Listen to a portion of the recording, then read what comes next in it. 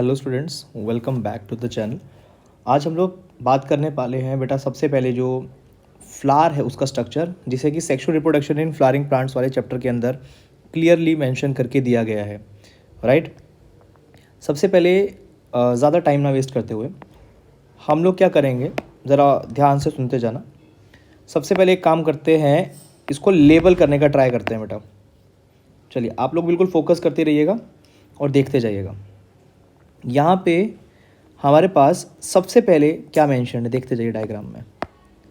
This part is the sepal.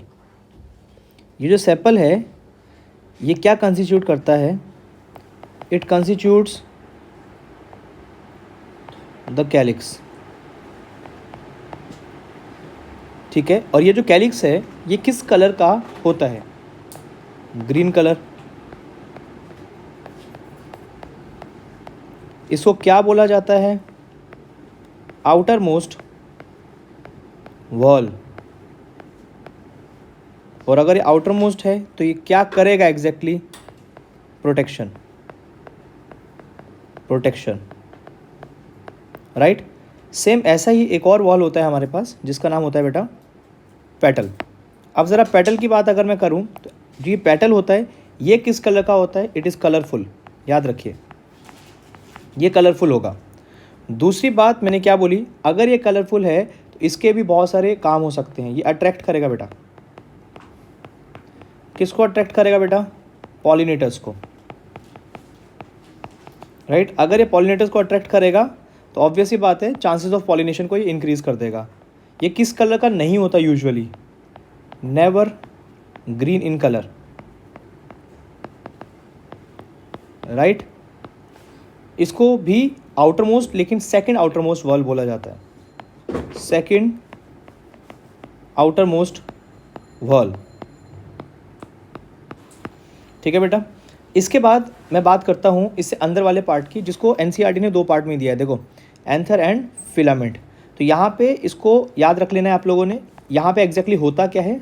स्टेमन होता है, और नंबर ऑफ स्टेमन को हम लोग बोल देते हैं एंड्रोशियम।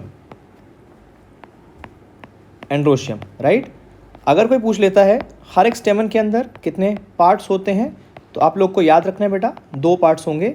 फर्स्ट पार्ट का नाम भी आप लोग ऑलरेडी जानते हो। फर्स्ट पार्ट को बोलते हैं बेटा anther, and the second part is filament.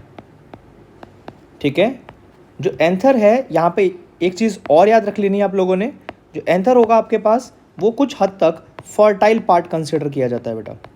It is considered as fertile part, और एज पर एनसीईआरटी जो फिलामेंट है इसको स्टेराइल पार्ट बोला जाता है। ठीक है। अब ये जो फिलामेंट है ये प्रॉक्सिमल अटैच होता है। प्रॉक्सिमल का मतलब नीचे वाली साइड। प्रॉक्सिमल अटैच होगा थैलेमस से। Proximal attach to the thalamus. Very very important. अब अगर थैलेमस से अटैच है तो साइड को पेटल्स भी तो हो सकते हैं, तो ये पेटल्स के साथ भी अटैच हो सकता है। ठीक है। अब यहाँ तक आ गए, चलिए वापस चलेंगे।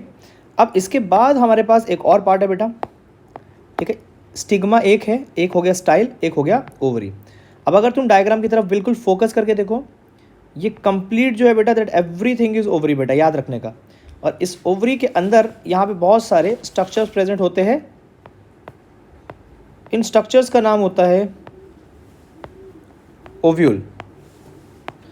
ठीक है। और साइड को जो स्टॉक लाइक स्ट्रक्चर लगा है that is known as placenta. Right. खाली स्पेस जो कुछ भी दिख गया that is known as ovarian cavity, या फिर इसको लॉक्यूल के नाम से जानते हैं। यहाँ तक ओके हो गया होगा शायद आप लोगों को। अब अगर आप लोगों को कोई पूछ ले कि अपने पास जो कार्पेल है, ज़रा नाम ध्यान से सुन लेना बेटा। अपने पास जो कार्पेल है, क्या इसका कोई और नाम है? यस, इसका भी नाम है। इसको पिस्टिल बोला जाता है। अब ये नंबर ऑफ पिस्टिल्स एंड जो कार्पेल है, नंबर ऑफ पिस्टिल जो है, या फिर अगेन से कार्पेल है, ये क्या कंस्टिट्यूट करते हैं? दे कंस्टिट्यूट द गाइनोशियम। गाइनोशियम। अब हर एक कार्पेल की अगर मैं बात करूँगा तो यहाँ पे हमारे पास तीन पार्ट होते हैं। One is stigma, second is style, and the last part is ovary. इन तीनों में से कोई अगर पूछ ले कि स्टिग्मा का काम क्या होता है, तो आप लोगों ने याद रख लेना है, it receives the pollen grain and इसको लैंडिंग प्लेटफॉर्म के नाम से भी जानते हैं। It is also known as landing platform. इसको रिसेप्टिव डिस्क भी बोला जाता है, रिसेप्टिव डिस्क।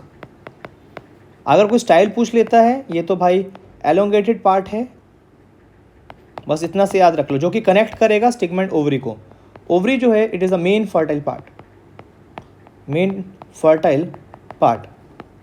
अभी मैं इस चैप्टर के अंदर वन बाय वन करके हर एक चीज़ डिटेल करूंगा, बट अभी मैंने सिर्फ एक स्ट्रक्चर ऑफ फ्लावर ही निकाला है बेटा, एंड आई होप सो आप लोगों को यहाँ तक समझ आ गया होगा। Still you find any kind of doubt, then you can do ask me in the comment section. Thank you so much.